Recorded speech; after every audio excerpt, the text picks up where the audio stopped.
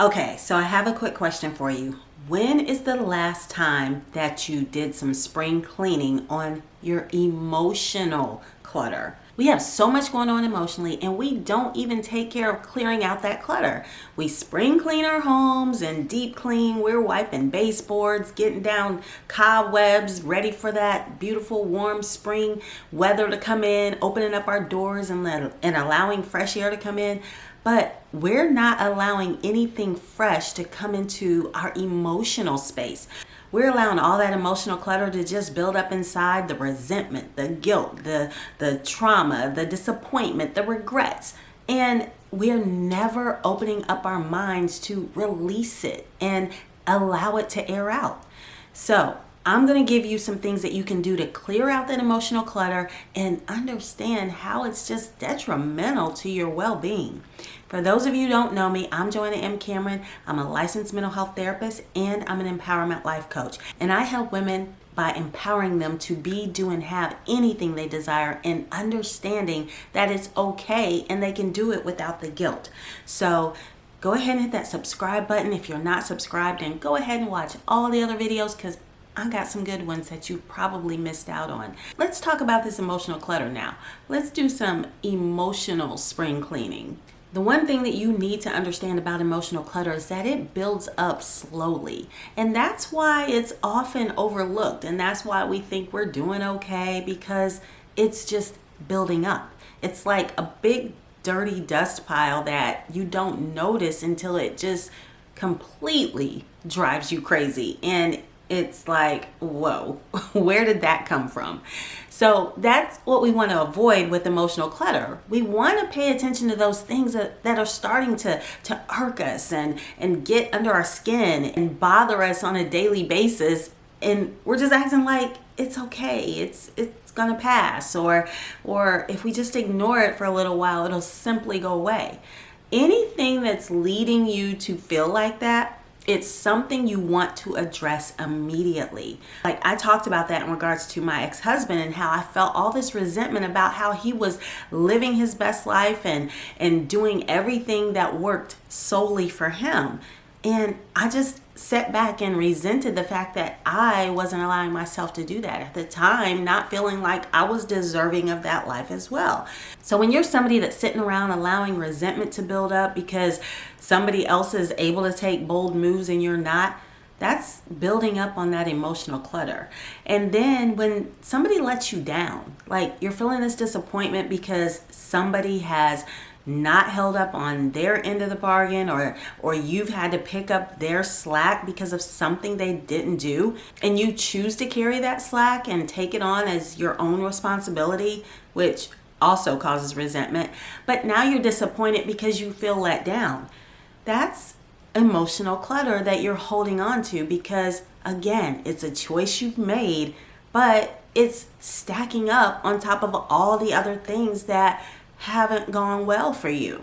And then what we do is we just put it in the drawer, like that junk drawer that everyone has that keeps just piling up with stuff, and every time you open it you're like, oh, you close it really fast because you don't want to see the junk, even though every time you go in there to look for something you know how bad it's going to be, and you just tell yourself, I'll deal with it later. We can't keep doing that with our emotional clutter, because what it ultimately leads to is emotional breakdown, and you don't want to get to a point to where you're emotionally broken down, because now you're burnt out. And burnout is not the pathway to self-care, which is what people typically do. They wait until they're burnt out completely before they decide to implement self-care.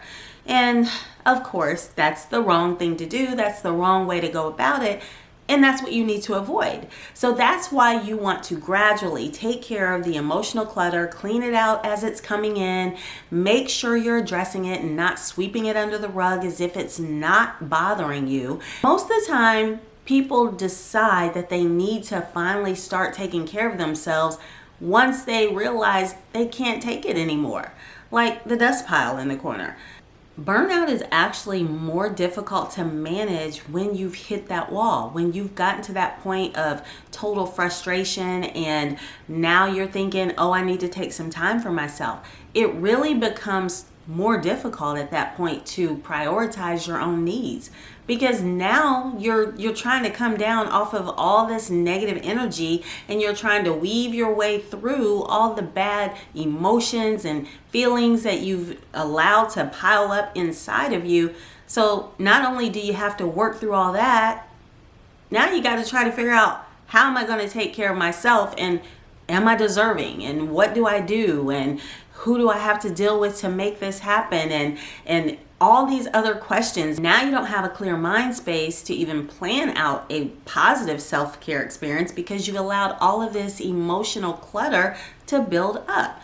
How easy do you think it's going to be to start thinking about being good to yourself and kind to yourself when you're completely exhausted from trying to overcome that? So I'm going to give you 3 steps that you can take to spring clean your emotional clutter before you get to the burnout and before you allow all of this stuff to build up inside of you. The first step to cleaning out that emotional clutter in your closet is identify what is taking up the space. So is it guilt for you? Is it resentment? Is it disappointment? Which of these things, what exactly is it that's causing the buildup for you? You need to be able to identify what emotion you're actually feeling and dealing with before you're able to manage it. So once you identify what it is, you then better know how to go about removing the emotional baggage that you're carrying along with it. So for me, with the resentment, I'll just give you my example. The way that I dealt with that is understanding that I really wasn't as angry with him as I thought I was. I was actually more angry with myself for not being bold enough to take care of myself the way I observed him taking care of himself. And so you kind of have to be honest with yourself. Why do you feel guilty about taking care of yourself? Why are you feeling the resentment or the disappointment? Has somebody else let you down before? Is this a repeated pattern? Is this something that you need to communicate with someone about? First, identify what the emotional situation is, the feeling that you're having. Identify it, call it for what it is, and be completely honest with yourself about the emotion you're experiencing. So that's the first thing you want to do to be able to start clearing out that clutter that you're experiencing. And then the second thing you want to do is you want to release the thing that no longer serves you. So it goes back to being honest. Is it something that you're holding on to? Is it something that someone is putting on you? Where is it actually coming from? And when you realize that you actually are not powerless in this situation, you can then take back the control that you've probably given to someone or allowed someone to have over you. So that's going to be the second thing you want to do. Once you've identified what it is, now you want to see how this thing is not really serving you or benefiting you, and be willing to release it. Just let it go and understand that you are not powerless, and you have the ability to release this thing from you, because more than likely you've allowed it into your space. So now you can choose to let it go from your space. And then the third thing that you can do to release yourself of this emotional clutter and clear out this emotional baggage that you're holding on to is replace the clutter with some boundaries, some self-care rituals, and give yourself permission to prioritize you. You have to get really good at putting a barrier between you and the thing or the people that are causing you the emotional stress. You have to learn to say no, not right now. It's not a good time. I have to take care of this. I have to take care of me. And don't feel guilty about it. Just understand that when you decide that you're going to put yourself first, now you let the people in your life know that this is a conscious choice that you're making. This is the decision that you're making that's best for you. And you're not asking for their respect in this, but you're demanding their respect. And when people start to see that you're serious about setting boundaries and sticking to them, because that tends to be the biggest problem. We set these boundaries, but then we bend on our own boundaries that we've set by not sticking with them, by allowing people to cross over that boundary. And then we get resentful again because now they're not respecting the boundary you thought you set up, but it's really you allowing people to cross over that boundary. And once you've set up really clear boundaries with people, now it becomes so much easier to implement that self-care because now you have the time and now you have the space to give yourself the thing that you desire the most. You're putting yourself first, you're making yourself a priority, and you're seeing now that people are respecting your boundaries because you're sticking to them. You're making sure that they're concrete and you're not bending on them.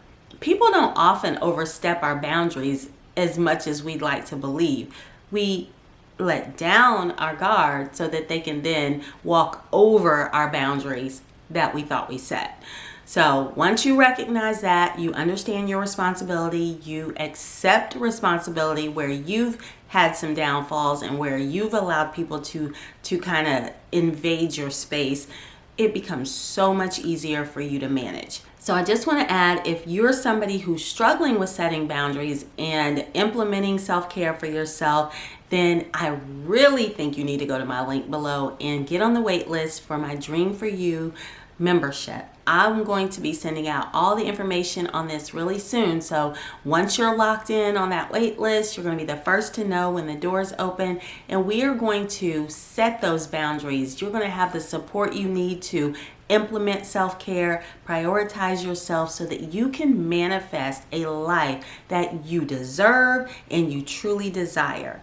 And if you're not subscribed, you need to go ahead and subscribe to my channel. Make sure that you're catching up on all the videos on manifesting the life that you truly desire. We just have to make sure that as women, we're prioritizing ourselves and we're putting ourselves first and not feeling guilty about doing that. And I give you all the tips and tools so that you're able to go and do those things and manifest your own dream life. All right, so I'm Joanna M. Cameron, and I want to say thank you so much for tuning in, and I will see you again next time. Bye for now.